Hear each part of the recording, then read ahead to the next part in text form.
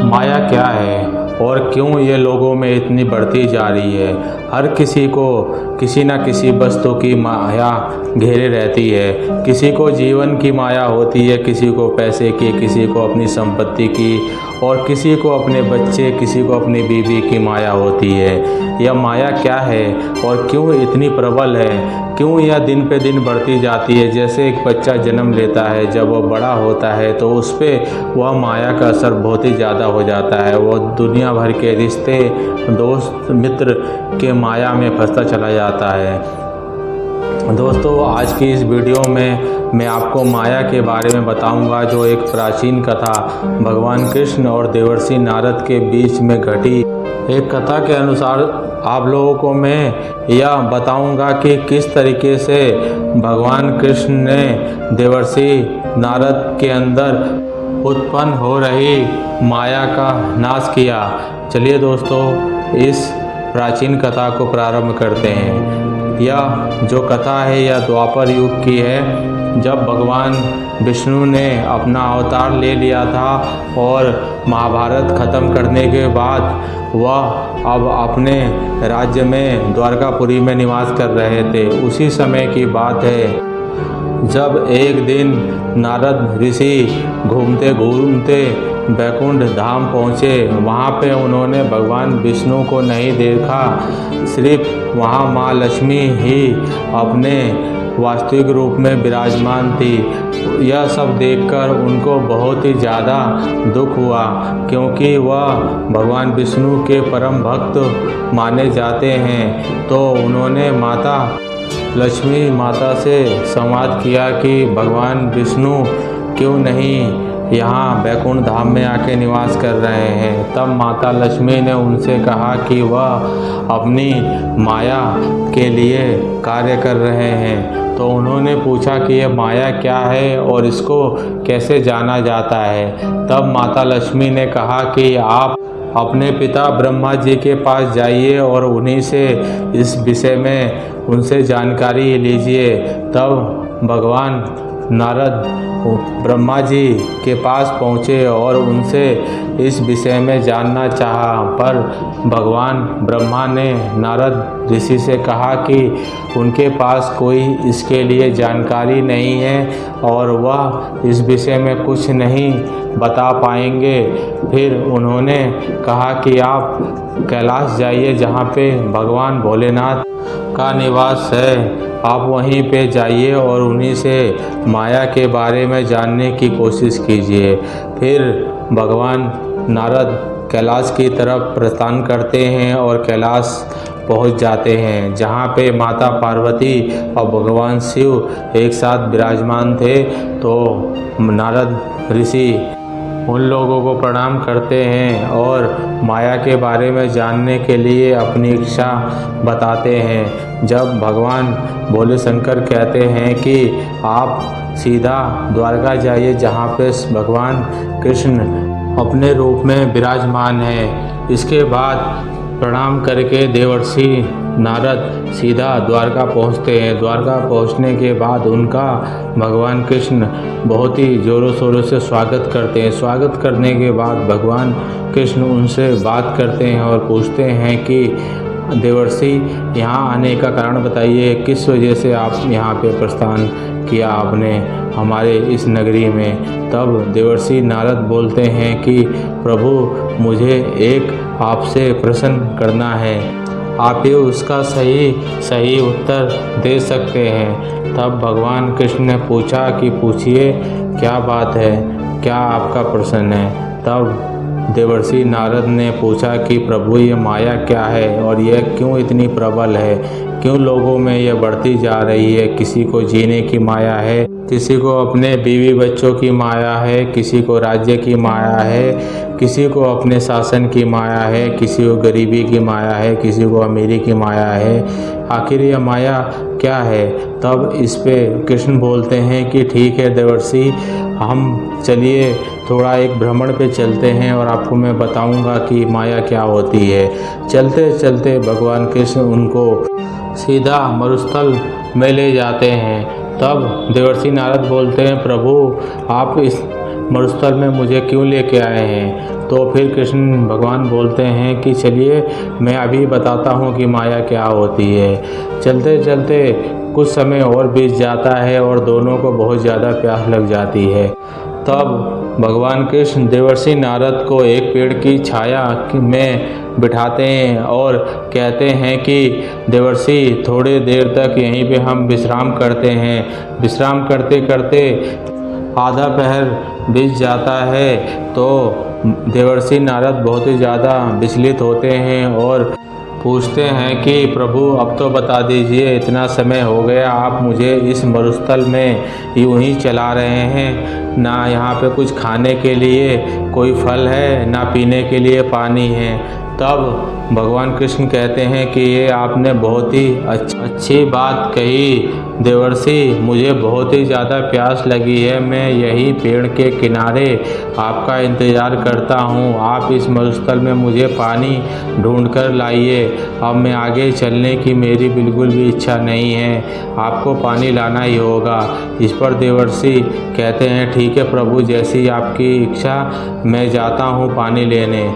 इसके बाद नारद मुनि पानी लेने के लिए निकल जाते हैं और भगवान कृष्ण उसी पेड़ की छाया में विश्राम करते रहते हैं। देवर्षि नारद चलते चलते शाम का समय हो जाता है पर उन्हें कहीं कुआं नहीं दिखता। फिर आगे बढ़ते हैं और सूर्य अस्त होने वाला ही होता है कि उन्हें पास में ही एक बस्ती दिखती है जहाँ पे एक गांव के बाहर एक कुआं रहता है। चारों तरफ से सुनसान था और वह देखते हैं कि कुछ कन्याएं वहाँ उस कुएं से पानी भर के अपने घर को ले जाने के लिए आई हुई हैं। यह देखकर नारद जी के मन में बहुत ही ज़्यादा प्रशंसा होती है और उन कन्याओं से बोलते हैं कि क्या आप मुझे पानी पिला देंगी। उन्हीं में से एक कन्या नारद मुनि को पानी पिलाती है, जिसको पानी पिलाता हुआ देखकर नारद मुनि उसके रूप पर मोहित हो जाते हैं और वह सब कुछ भूल जाते हैं कि भगवान कृष्ण ने उनको पानी लेने के लिए भेजा था। वह कन्याएं अपना पानी भरती हैं और नगर की ओर चल देती हैं। नारद मुनि भगवान कृष्ण के पास पानी लेके वापस नहीं जाते हैं, वह उन कन्याओं के पीछे पीछे चलते चले जाते हैं। चलते चलते कुछ देरी के बाद वह एक नगर में प्रवेश करती हैं। प्रवेश करने के बाद उनमें से एक कन्या जो देवर्षि नारद को पानी पिला रही थी वह उस नगर के राजा की पुत्री होती है, जिसके ऊपर देवर्षि नारद बहुत ही ज़्यादा मोहित हो जाते हैं और वह उस कन्या के पीछे सीधा उस राजमहल में चले जाते हैं। अपनी जान की परवाह बिल्कुल भी नहीं करते कि राजा उनके साथ क्या करेगा। इसके बाद जब यह सब देखा जाता है तो देवर्षि नारद को राजा अपने राज्यसभा में पेश करता है और पूछता है कि आप कौन हैं और हमारी कन्या के पीछे क्यों आए हो। तब देवर्षि नारद अपना परिचय बताते हैं कि मैं देवर्षि नारद हूँ। यह सब देखकर राज्यसभा के सभी सदस्य बहुत ही ज़्यादा प्रसन्न होते हैं और वह राजा यह घोषणा करता है कि मैं अपनी पुत्री का विवाह इन देवर्षि नारद के साथ करने जा रहा हूँ। इसके बाद देवर्षि नारद का विवाह उस कन्या के साथ हो जाता है।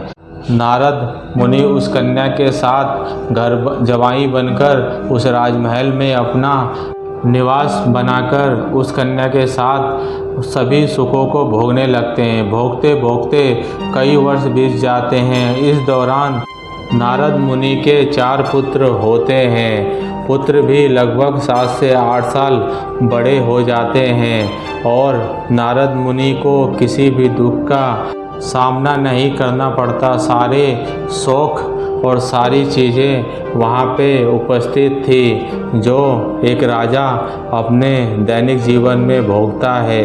एक दिन यह खबर आती है कि उनके राज्य पे पड़ोसी राज्य ने हमला कर दिया है।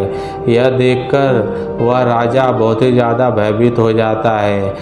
यह सब सुनकर नारद और उनकी पत्नी भी बच्चों के साथ बहुत ही ज़्यादा भयभीत हो जाते हैं। इसके बाद पड़ोसी राज्य के साथ युद्ध होता है और नारद जी के ससुर उस युद्ध को हार जाते हैं और पड़ोसी राज्य के राजा उसके राज्य पर कब्जा कर लेते हैं। यह सब देखकर नारद मुनि अपने बीवी बच्चों के साथ उस राज्य को छोड़कर भागते हैं। भागते भागते उन्हें एक नदी मिलती है। नदी के पास में ही एक नाव पड़ी होती है। उसी नाव के ऊपर वह लोग सब बैठ जाते हैं, वह उनकी पत्नी और 4 बच्चे। बच्चों को लेकर नारद मुनि दूसरे देश में जाने के लिए सोचते हैं और वह जल्दी जल्दी नाव चलाते हैं, क्योंकि उन्हें भय था कि पड़ोसी राज्य के गुप्तचर कहीं ना उनकी पत्नी और उनको पकड़कर मार ना दें। इसी डर के मारे वह जल्दी जल्दी नाव चलाते हैं। अचानक ही जब वह बीच नदी में पहुंचते हैं तो यह देखते हैं कि उनकी नाव में पानी भर रहा है।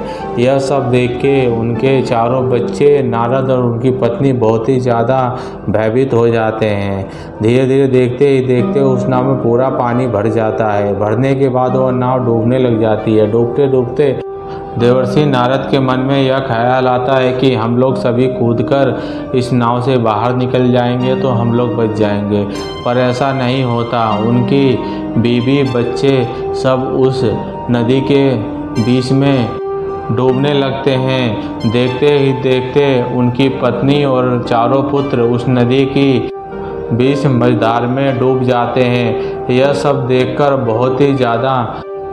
सब देखकर देवर्षि नारद बहुत ही ज़्यादा परेशान और भयभीत हो जाते हैं। वह किसी तरीके से तैरकर नदी के किनारे पहुंचते हैं। किनारे बैठकर बहुत ही ज़्यादा रोने लगते हैं। देवर्षि नारद यह सोचते हैं कि अब मेरे बीवी बच्चे तो रहे नहीं, मुझे अब इस जीवन का क्या मोह, क्या लोभ, क्या लालच है, मैं इस जीवन को समाप्त कर लेता हूँ। यही सब सोचकर बहुत ही ज़्यादा तेज तेज से रोने लगते हैं देवर्षि नारद। इतने में ही देखते हैं कि भगवान कृष्ण आते हैं और उनके कंधे पर हाथ रख देते हैं। अब बोलते हैं, देवर्षि आप यहीं नदी के किनारे पर क्या कर रहे हैं? आपसे मैंने पानी लाने के लिए कहा था। मैं उस पेड़ के नीचे आपका कब से इंतज़ार कर रहा हूँ, पर आप तो पानी लेकर आए नहीं। इस नदी के किनारे बैठकर क्यों रो रहे हो? यह सब देखकर देवर्षि नारद के मन में सारे ख्याल और सारी जो गलतफहमियाँ थी दूर हो गई, क्योंकि वह एक माया थी जो भगवान कृष्ण ने देवर्षि नारद को माया का ज्ञान देने के लिए रची थी, क्योंकि वह सब मिथ्या थी और वह कुछ पलों के लिए थी। इसी दौरान देवर्षि नारद ने लगभग 8 से 10 साल अपने जीवन के जी लिए, पर वह भगवान कृष्ण के लिए एक पल था, क्योंकि भगवान कृष्ण एक तरफ मरुस्थल में बैठकर पेड़ के किनारे देवर्षि नारद का इंतजार कर रहे थे। दूसरी ओर नारद मुनि पानी लेने के लिए गए और नदी तक पहुंच गए। पहुंचने के बाद जो माया थी भगवान कृष्ण की, उसने अपना रंग दिखाया। उसने माया ने ही उस कुएं और जितने भी उस जो कन्याएं थी और जो राज्य था, जितना भी सब वो माया ही था, क्योंकि यह सब भगवान कृष्ण का एक माया जाल था जो भगवान कृष्ण ने देवर्षि नारद को समझाने के लिए रचा था।